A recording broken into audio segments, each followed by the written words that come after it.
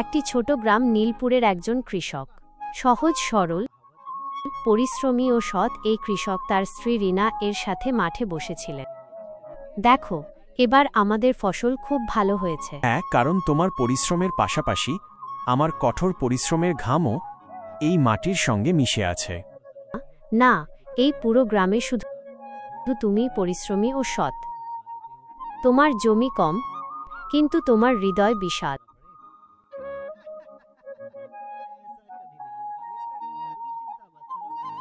কিছুক্ষণ পর স্বামী স্ত্রী দুজনেই বাড়ি ফিরলেন।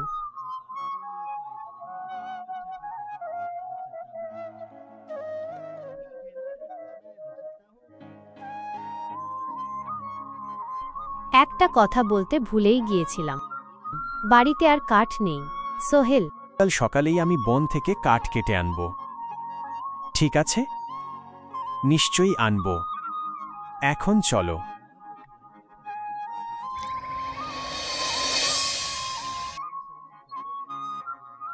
পরের দিন সকালে সোহেল কাঠ কাটতে বনে গেলেন।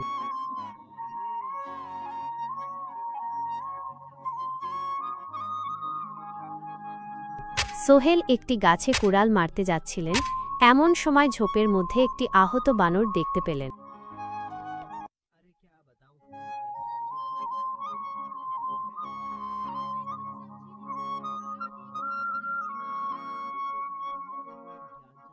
আয় আল্লাহ, এই বানরটির অবস্থা খুব খারাপ।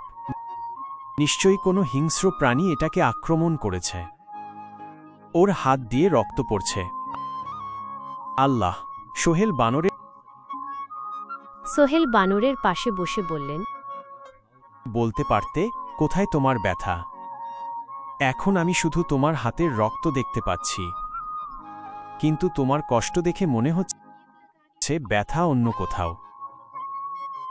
এমন সময় এক সন্ন্যাসী সেখানে এলেন।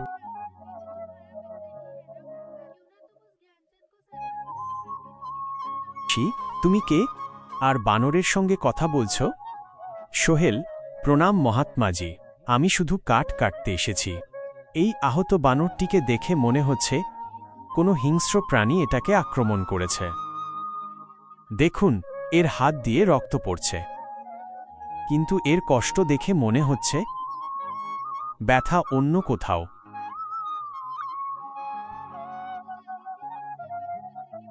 প্রাণীদের প্রতি এমন মানবিকতা খুব কম মানুষের মধ্যেই দেখা যায়। দাঁড়াও। সন্ন্যাসী মন্ত্র পাঠ করতে লাগলেন।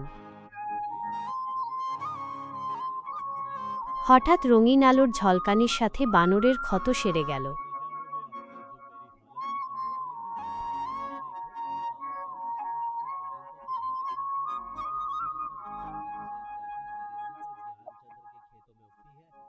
এ বলে সন্ন্যাসী চলে গেলেন।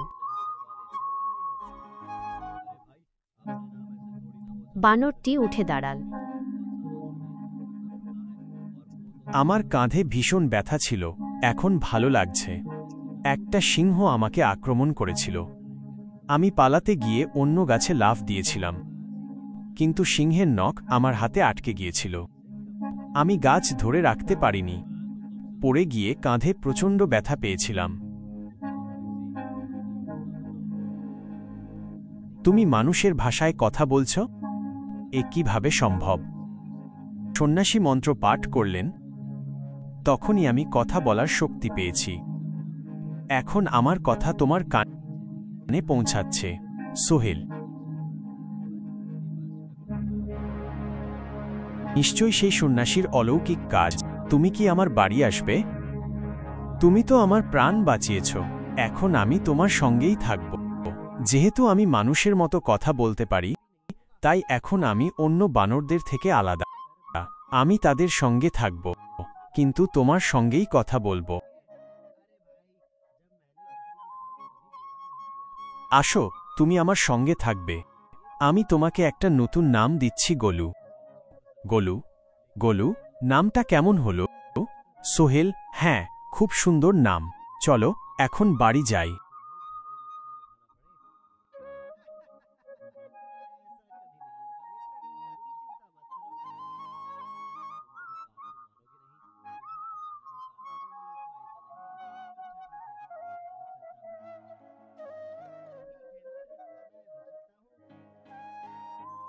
ওই বানরটাকে কোথা থেকে ধরে আনলে? সোহেল পুরো ঘটনা রিনাকে বললেন।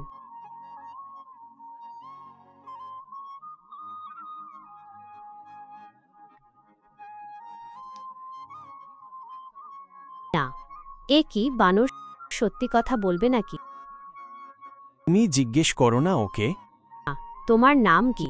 গোলু। আমার নাম গোলু। সোহেল আমার প্রাণ বাঁচিয়েছে, এখন আমি তার সঙ্গী। না, শুধু সঙ্গী নই, আমি এখন তোমাদের পরিবারেরই একজন। রিনা অবাক হয়ে গেলেন। সময় কেটে গেল। গোলুর উপস্থিতিতে বাড়িতে নতুন জীবন এলো। গোলু ধীরে ধীরে রিনাকে সাহায্য করতে শুরু করল। গোলু সোহেলের সত্যিকারের বন্ধু হয়ে উঠল। একদিন গোলু বলল, সোহেল, এখন থেকে আমিও তোমার সঙ্গে মাঠে যাব।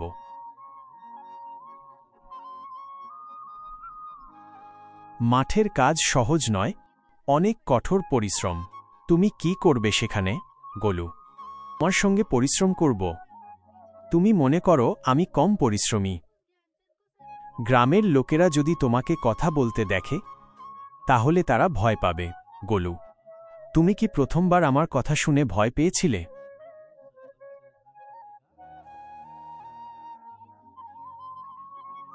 গোলু, সব মানুষ আমার মতো নয়, কিন্তু যেহেতু তুমি আমার সঙ্গী, আমি তোমার যত্ন নেব।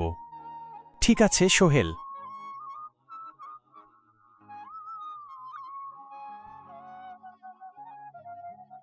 পরের দিন সোহেল গোলুকে নিয়ে মাঠে গেলেন। কয়েকদিনের মধ্যেই গোলু চাষাবাদের সবকিছু শিখে ফেলল। এখন সে সোহেলের একজন নির্ভরযোগ্য সহকারী হয়ে উঠল।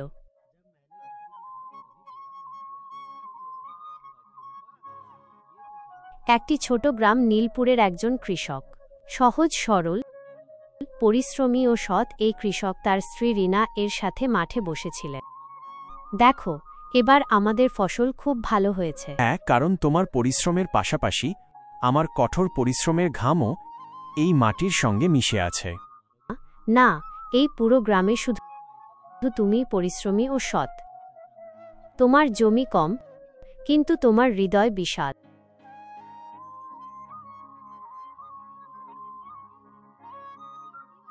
কিছুক্ষণ পর স্বামী স্ত্রী দুজনেই বাড়ি ফিরলেন।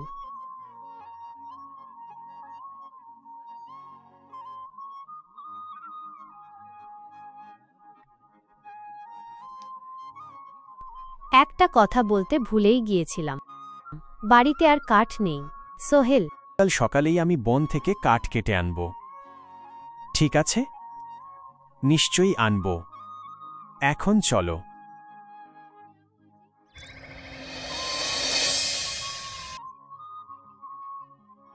পরের দিন সকালে সোহেল কাঠ কাটতে বনে গেলেন।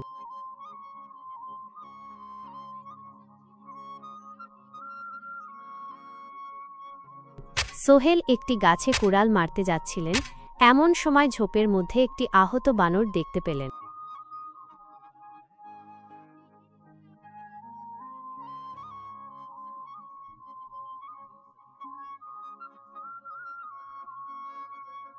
আয় আল্লাহ, এই বানরটির অবস্থা খুব খারাপ। নিশ্চয়ই কোনো হিংস্র প্রাণী এটাকে আক্রমণ করেছে। ওর হাত দিয়ে রক্ত পড়ছে। আল্লাহ! সোহেল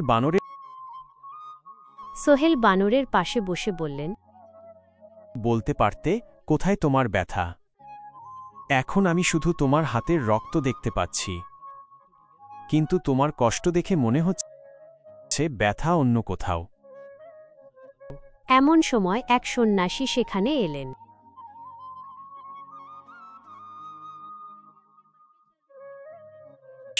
তুমি কে, আর বানরের সঙ্গে কথা বলছ? সোহেল, প্রণাম মহাত্মাজি। আমি শুধু কাঠ কাটতে এসেছি।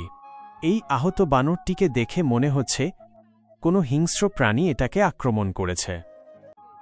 দেখুন, এর হাত দিয়ে রক্ত পড়ছে, কিন্তু এর কষ্ট দেখে মনে হচ্ছে ব্যথা অন্য কোথাও।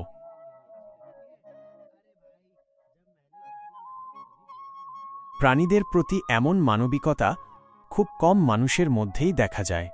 দাঁড়াও, ও সন্ন্যাসী মন্ত্র পাঠ করতে লাগলেন। হঠাৎ রঙিন আলোর ঝলকানির সাথে বানরের ক্ষত সেরে গেল।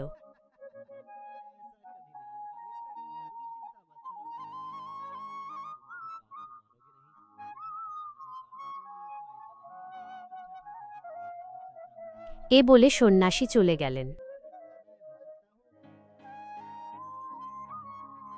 বানরটি উঠে দাঁড়াল। আমার কাঁধে ভীষণ ব্যথা ছিল, এখন ভালো লাগছে। একটা সিংহ আমাকে আক্রমণ করেছিল। আমি পালাতে গিয়ে অন্য গাছে লাফ দিয়েছিলাম, কিন্তু সিংহের নখ আমার হাতে আটকে গিয়েছিল। আমি গাছ ধরে রাখতে পারিনি, পড়ে গিয়ে কাঁধে প্রচণ্ড ব্যথা পেয়েছিলাম। তুমি মানুষের ভাষায় কথা বলছ? এ কিভাবে সম্ভব? সন্ন্যাসী মন্ত্র পাঠ করলেন। তখনই আমি কথা বলার শক্তি পেয়েছি। এখন আমার কথা তোমার কানে পৌঁছাচ্ছে। সোহেল, নিশ্চয়ই সেই সন্ন্যাসীর অলৌকিক কাজ। তুমি কি আমার বাড়ি আসবে? তুমি তো আমার প্রাণ বাঁচিয়েছ, এখন আমি তোমার সঙ্গেই থাকব। যেহেতু আমি মানুষের মতো কথা বলতে পারি, তাই এখন আমি অন্য বানরদের থেকে আলাদা। আমি তাদের সঙ্গে থাকব, কিন্তু তোমার সঙ্গেই কথা বলবো। আসো, তুমি আমার সঙ্গে থাকবে। আমি তোমাকে একটা নতুন নাম দিচ্ছি, গোলু। গোলু, গোলু নামটা কেমন হলো? সোহেল, হ্যাঁ, খুব সুন্দর নাম। চলো এখন বাড়ি যাই।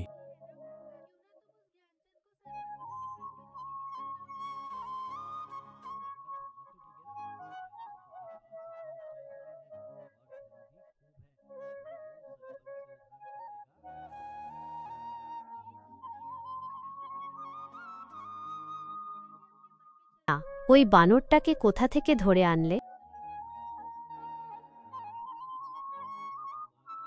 সোহেল পুরো ঘটনা রিনাকে বললেন।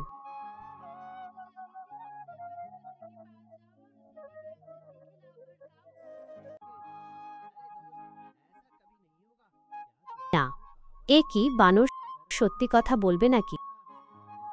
তুমি জিজ্ঞেস করো না ওকে। তোমার নাম কি? গোলু। আমার নাম গোলু। সোহেল আমার প্রাণ বাঁচিয়েছে, এখন আমি তার সঙ্গী। না, শুধু সঙ্গী নই, আমি এখন তোমাদের পরিবারেরই একজন। রিনা অবাক হয়ে গেলেন। সময় কেটে গেল। গোলুর উপস্থিতিতে বাড়িতে নতুন জীবন এলো। গোলু ধীরে ধীরে রিনাকে সাহায্য করতে শুরু করল। গোলু সোহেলের সত্যিকারের বন্ধু হয়ে উঠল। একদিন গোলু বলল, সোহেল, এখন থেকে আমিও তোমার সঙ্গে মাঠে যাব।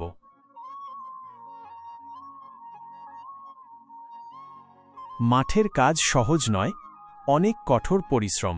তুমি কি করবে সেখানে? গোলু, আমার সঙ্গে পরিশ্রম করব। তুমি মনে করো আমি কম পরিশ্রমী? গ্রামের লোকেরা যদি তোমাকে কথা বলতে দেখে, তাহলে তারা ভয় পাবে। গোলু, তুমি কি প্রথমবার আমার কথা শুনে ভয় পেয়েছিলে?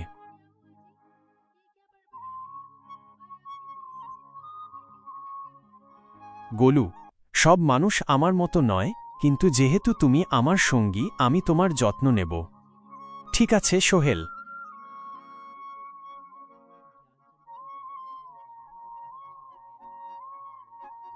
পরের দিন সোহেল গোলুকে নিয়ে মাঠে গেলেন।